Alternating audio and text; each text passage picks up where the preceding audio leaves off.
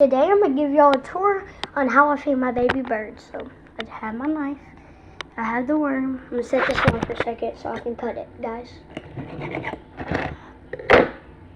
Okay, you got to cut it into little parts so it don't choke. Okay, so I'm walking over to my little bird.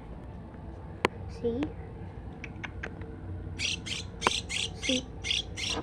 So look.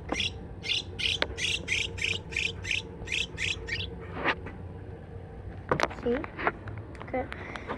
I'm going to feed it another one because it's hungry. It just got done sleeping. Still a little sleepy. So again, like I said, I'm going to give it to little parts.